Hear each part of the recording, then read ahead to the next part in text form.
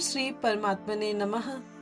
आप सभी का मेरे YouTube चैनल स्पिरिचुअल जर्नी में हार्दिक स्वागत है। इसके पहले के वीडियो में आपने सुना पद्म पुराण के पाताल खंड के अध्याय 110 को। आज के वीडियो में आप रसपान करेंगे पद्म पुराण के पाताल खंड के अध्याय 111 का, जिसमें चक्रांका नगरी के राजकुमार दमन द्वारा घोड़े का पकड़ा जाना तथा राजकुमार का प्रतापाग्रह को युद्ध में परास्त करके स्वयं को पुष्कल के द्वारा पराजित होने की कथा का वर्णन किया गया है। शेष जी कहते हैं, मुने तदनंतर वह घोड़ा नीलाचल पर थोड़ी देर ठहर कर घास चरता हुआ आगे बढ़ गया। उसका वेग मन के समान तीव्र था। श्रेष्ठ वीर शत्रुघ्न, राजा लक्ष्मी निधि, भयंकर वाहन वाले राजकुमार पुष्कल तथा राजा पाग्रय, ये सभी उसकी रक्षा कर रहे थे। कई करोड़ वीरों से सुरक्षित वह यज्ञ संबंधी अश्व क्रमशः आगे बढ़ता हुआ राजा सुबाहु द्वारा परिपालित चक्रांका नगरी के पास जा पहुंचा।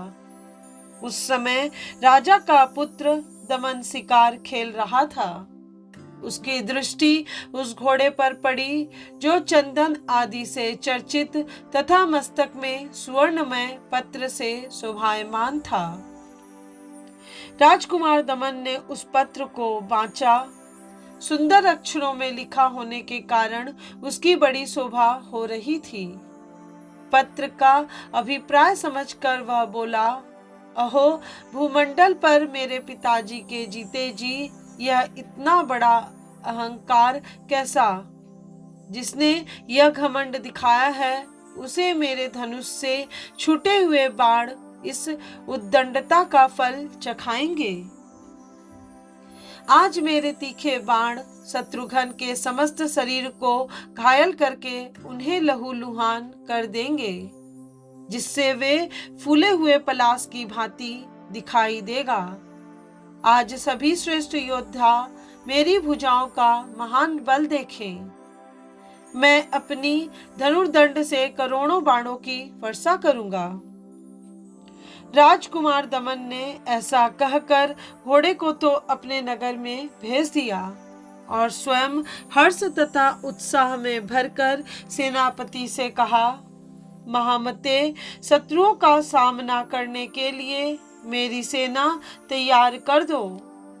इस प्रकार सेना को सुसज्जित करके वह शीघ्र ही युद्ध क्षेत्र में सामने जाकर डट गया। उस समय उसका स्वरूप बड़ा उग्र दिखाई देता था। इसी बीच में घोड़े के पीछे चलने वाले योद्धा भी वहां आ पहुंचे और अत्यंत व्याकुल होकर बारंबार एक दूसरे से पूछने लगे, महाराज, वह यज्ञ संबंधी अश्व जो भाल पत्र से चिन्हित था कहाँ चला गया? इतने ही में शत्रुओं को ताप देने वाले राजा प्रतापाग्रह ने देखा, सामने ही कोई सेना तैयार होकर खड़ी है, जो विरोचित शब्दों का उच्चारण करती हुई गर्जना कर रही है। प्रतापाग्रह के सिपाहियों ने उनसे कहा, महाराज, जान पड़ता है यही राजा घोड़ा ले गया है, अन्यथा यह वीर अपने सैनिकों के साथ हमारे सामने क्यों खड़ा होता? यह सुनकर प्रतापाग्रह ने अपना एक सेवक भेजा। उसने जाकर पूछा, महाराज, श्री रामचंद्र जी का अश्व कहाँ है? कौन ले गया है? क्यों ले गया है? क्या वह भगवान श्री रामचंद्र जी को नहीं जानता? राजकुमार दमन बड़ा बलवान था। वह सेवक का ऐसा वचन सुनकर बोला, अरे, भाल पत्र आदि चिन्हों से अलंकृत उस यज्ञ संबंधी अश्व को मैं ले गया हूँ। उसकी सेवा में जो सूरवीर हो वे आवे और मुझे जीतकर बलपूर्वक यहाँ से घोड़े को छुड़ा ले जाएं। राजकुमार का वचन सुनकर सेवक को बड़ा रोष हुआ, तथापि वह हंसता हुआ वहां से लौट गया और राजा के पास जाकर उसने दमन की कही हुई सारी बातें ज्यों की त्यों सुना दी।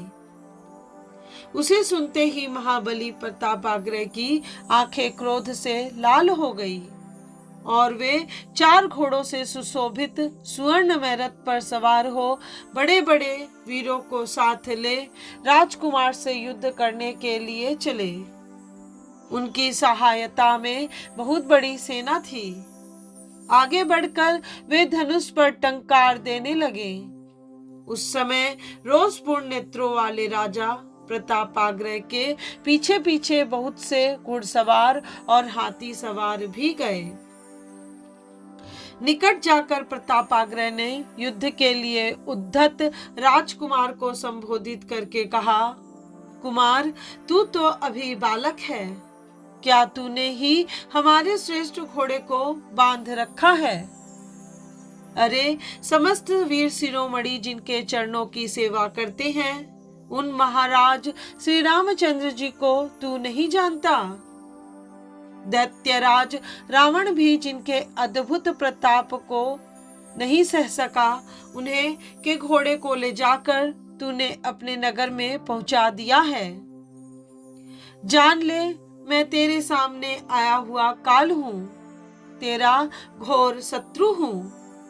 तू अब तुरंत चला जा और घोड़े को छोड़ दे, फिर जाकर बालकों की भांति खेल कूद में जी बहला। दमन का हृदय बड़ा विशाल था। वह प्रतापाग्रह की ऐसी बातें सुनकर मुस्कुराया और उनकी सेना को तिनके के समान समझता हुआ बोला, महाराज, मैंने बलपूर्वक आपके घोड़े को बांधा और अपने नगर में पहुंचा दिया है। अब जीते जी उसे लौटा नहीं सकता। आप बड़े बलवान हैं, तो युद्ध कीजिए। आपने जो यह कहा, तू अभी बालक है, इसलिए जाकर खेल कूद में जी बहला। उसके लिए इतना ही कहना है कि अब आप युद्ध के मुहाने पर ही मेरा खेल देखिए। इतना कहकर सुबाहु कुमार ने अपने धनुष पर प्रत्यंचा चढ़ाई और राजा प्रतापाग्रह की छाती को लक्ष्य करके 100 बाणों का संधान किया। परंतु राजा प्रतापाग्रह ने अपने हाथ की फुर्ती दिखाते हुए उन सभी बाणों के टुकड़े टुकड़े कर डाले। यह देखकर राजकुमार दमन को बड़ा क्रोध हुआ और वह बाणों की वर्षा करने लगा। तदनंतर दमन ने अपने धनुष पर 300 बाणों का संधान किया और उन्हें शत्रु पर चलाया। उन्होंने प्रतापाग्रह की छाती छेद डाली और रक्त में नहाकर वे उसी भांति नीचे गिरे जैसे श्री रामचंद्र जी की भक्ति से विमुख हुए पुरुषों का पतन हो जाता है। इसके बाद राजकुमार ने शंख ध्वनि के साथ गर्जना की। उसका पराक्रम देखकर प्रतापाग्रह क्रोध से जल उठे और बोले, वीर, अब तू मेरा अद्भुत पराक्रम देख। यूं कहकर उन्होंने तुरंत तीखे बाणों की बौछार आरंभ कर दी। वे बाण घोड़े और पैदल सबके ऊपर पड़ते दिखाई देने लगे। उस समय राजकुमार दमन ने प्रतापाग्रह की बाण वर्षा को रोककर कहा, आर्य, यदि आप सूरवीर हैं तो मेरी एक ही मार सह लीजिए। मैं अभिमान पूर्वक प्रतिज्ञा करके एक बात कहता हूँ, इसे सुनिए। वीरवर, यदि मैं इस बाण के द्वारा आपको रथ से नीचे न गिरा दूं तो जो लोग युक्तिवाद में कुशल होने के कारण मतवाले होकर वेदों की निंदा करते हैं, उनका वह नरक में डुबोने वाला पाप मुझे ही लगे। यह कहकर उसने काल के समान भयंकर आग की ज्वालाओं से व्याप्त एवं अत्यंत तीक्ष्ण बाणों तरकस से निकालकर अपने धनुष पर चढ़ाया। वह कालाग्नि के समान देदीप्यमान हो रहा था। राजकुमार ने अपने शत्रु के हृदय को निशाना बनाया और बाण छोड़ दिया। वह बड़े वेग से शत्रु की ओर चला।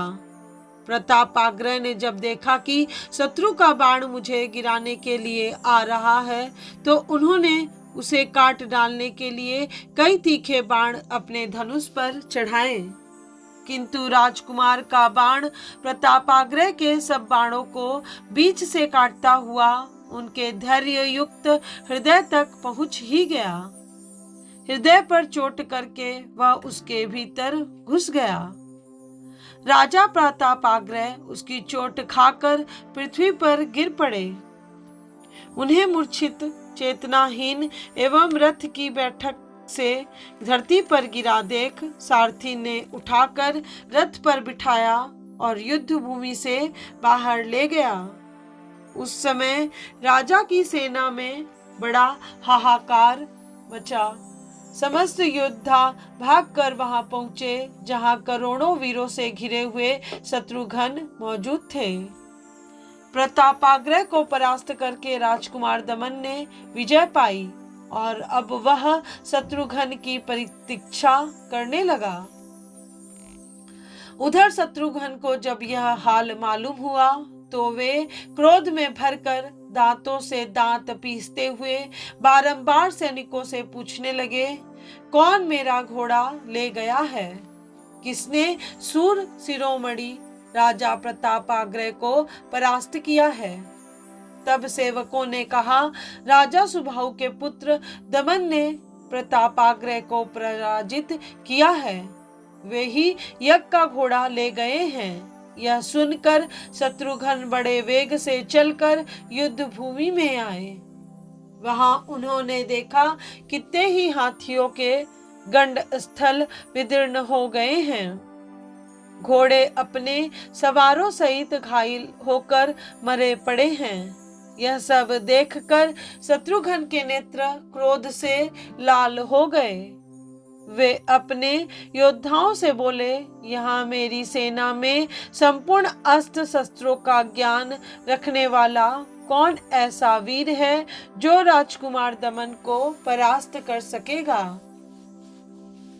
शत्रुघ्न का यह वचन सुनकर शत्रु वीरों का नाश करने वाले पुष्कल के हृदय में दमन को जीतने का उत्साह हुआ और उन्होंने इस प्रकार कहा, स्वामिन, कहाँ यह छोटा सा राजकुमार दमन और कहाँ आपका असीम बल?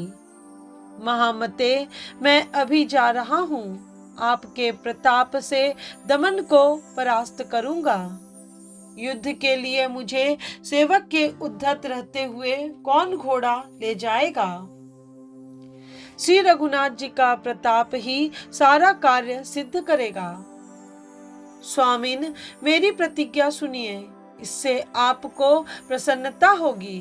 यदि मैं दमन को परास्त न करूं तो श्री रामचंद्र जी के चरणारविंदों के रसास्वादन से विलग रहने वाले पुरुषों को जो पाप लगता है वह मुझे भी लगे। यदि मैं दमन पर विजय न पाऊं तो जो पुत्र माता के चरणों से पृथक दूसरा कोई तीर्थ मानकर उसके साथ विरोध करता है, उसको लगने वाला पाप मुझे भी लगे। पुष्कल की यह प्रतिज्ञा सुनकर शत्रुघ्न जी के मन में बड़ी प्रसन्नता हुई और उन्होंने उन्हें युद्ध में जाने की आज्ञा दे दी। आज्ञा पाकर पुष्कल बहुत बड़ी सेना के साथ उस स्थान पर गए जहां वीर वंश में उत्पन्न राजकुमार दमन मौजूद था। युद्ध क्षेत्र में पुष्कल को आया जान वीराग्र गण्य दमन भी अपनी सेना से घिरा हुआ आगे बढ़ा। दोनों का एक दूसरे से सामना हुआ। अपने अपने रथ पर बैठे हुए दोनों वीर बड़ी शोभा पा रहे थे।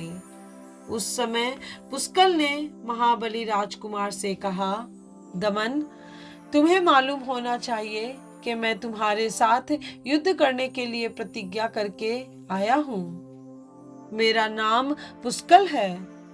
मैं भरत जी का पुत्र हूँ। तुम्हें अपने शास्त्रों से परास्त करूंगा। महामते, तुम भी हर तरह से तैयार हो जाओ। पुष्कल की उपर्युक्त बात सुनकर उसने हंसते हंसते उत्तर दिया, भरत नंदन, मुझे राजा सुबाहु का पुत्र समझो। मेरा नाम दमन है। पिता के प्रति भक्ति रखने के कारण मेरे सारे पाप दूर हो गए हैं। महाराज शत्रुघ्न का घोड़ा ले जाने वाला मैं ही हूँ। विजय तो देव के अधीन है। देव जिसे देगा, जिसे अपनी कृपा से अलंकृत करेगा, उसे ही विजय मिलेगी। परंतु तुम युद्ध के मुहाने पर डटे रहकर मेरा पराक्रम देखो। यूं कहकर दमन ने धनुष चढ़ाया और उसे कान तक खींचकर शत्रुओं के प्राण लेने वाले तीखे बाणों को छोड़ना आरंभ किया। उन बाणों ने आकाश मंडल को ढक दिया और उनकी छाया से सूर्य देव की किरणों का प्रकाश भी रुक गया। राजकुमार के चलाए हुए उन बाणों की चोट खाकर कितने ही मनुष्य, रथ, हाथी और घोड़े धरती पर लौटते दिखाई देने लगे। शत्रु वीरों का नाश करने वाले पुष्कल ने उसका वह पराक्रम देखा तथा आचमन करके एक बाण हाथ में लिया और उसे अग्निदेव के मंत्र से विधि पूर्वक अभिमंत्रित करके अपने धनुष पर रखा। तदनंतर भली भांति खींचकर उसे शत्रुओं के ऊपर छोड़ दिया। धनुष से छूटते ही उस बाण से युद्ध के मुहाने पर भयंकर आग प्रकट हुई। वह अपनी ज्वालाओं से आकाश को चाटती हुई प्रलय याग्नि के समान प्रज्वलित हो उठी। फिर तो दमन की सेना रणभूमि में दग्ध होने लगी। उसके ऊपर त्रास छा गया और वह आग की लपटों से पीड़ित होकर भाग चली। राजकुमार दमन के छोड़े हुए सभी बाण अग्नि की ज्वाला में झुलसकर सब ओर से नष्ट हो गए। अपनी सेना दग्ध होती देख दमन क्रोध से भर गया। वह सभी अस्त्र शस्त्रों का विद्वान था, इसलिए उसने वह आग बुझाने के लिए वरुणास्त्र हाथ में लिया और शत्रु पर छोड़ दिया। उसके छोड़े हुए वरुणास्त्र ने रथ और घोड़े आदि से भरी हुई पुष्कल की सेना को जल से आप्लावित कर दिया। शत्रुओं के रथ और हाथी पानी में डूबते दिखाई देने लगे तथा अपने पक्ष के योद्धाओं को शांति मिली। पुष्कल ने देखा, मेरी सेना जल राशि से पीड़ित होकर कांपती, क्षुब्ध होती और नष्ट होती जा रही है तथा मेरा आग्नेयास्त्र शत्रु के वरुणास्त्र से शांत हो गया है। तब अत्यंत क्रोध के कारण उसकी आंखें लाल हो गई और उसने वायव्यास्त्र से अभिमंत्रित करके एक बहुत बड़ा बाण अपने धनुष पर रखा। तदनंतर वायव्यास्त्र की प्रेरणा से बड़े जोर की हवा उठी और उसने अपने वेग से वहां घिरी हुई मेघों की घटा को छिन्न भिन्न कर दिया। राजकुमार दमन ने अपने सैनिकों को वायु से पराजित होते देख अपने धनुष पर पर्वतास्त्र का संधान किया। फिर तो शत्रु योद्धाओं के मस्तक पर पर्वतों की वर्षा होने लगी। उन पर्वतों ने वायु की गति को रोक दिया। अब हवा कहीं भी नहीं जा पाती थी। यह देख पुष्कल ने अपने धनुष पर वज्रास्त्र का प्रयोग किया। तब वज्र के आघात से वे सभी पर्वत क्षण भर में तिल के समान टुकड़े टुकड़े हो गए। साथ ही वह वज्र उच्च स्वर से गर्जना करती हुई राजकुमार दमन की छाती पर बड़े वेग से गिरा। छाती के बीन जाने के कारण राजकुमार को गहरी चोट पहुंची। इससे वह उस बलवान वीर को बड़ी व्यथा हुई। उसका हृदय व्याकुल हो उठा और वह मूर्छित हो गया। दमन का सारथी युद्ध नीति में निपुण था। वह राजकुमार को मूर्छित देखकर उसे रणभूमि से 1 कोस दूर हटा ले गया। फिर तो उसके योद्धा अदृश्य हो गए। इधर उधर भाग खड़े हुए और राजधानी में जाकर उन्होंने राजकुमार के मूर्छित होने का समाचार कह सुनाया। पुष्कल धर्म के ज्ञाता थे। उन्होंने संग्राम भूमि में इस प्रकार विजय पाकर श्री रघुनाथ जी के वचनों का स्मरण करते हुए फिर किसी पर प्रहार नहीं किया। तदनंतर दुदुम्भी बज उठी और जोर जोर से जय जयकार होने लगा। सब ओर से साधुवाद के मनोहर वचन सुनाई देने लगे। पुष्कल को विजयी देखकर शत्रुघ्न बड़े प्रसन्न हुए। उन्होंने सुमति आदि मंत्रियों से घिरकर उनकी भूरी भूरी प्रशंसा की। आज की यह कथा यहीं पे पूर्ण हुई। उम्मीद करती हूँ आने वाले वीडियो में आप पद्म पुराण के पाताल खंड के अध्याय 112 को अवश्य सुनिएगा, जिसमें राजा सुबाहु का भाई और पुत्रों सहित युद्ध में आना तथा सेना का क्रौच व्यू निर्माण की कथा का वर्णन किया गया है।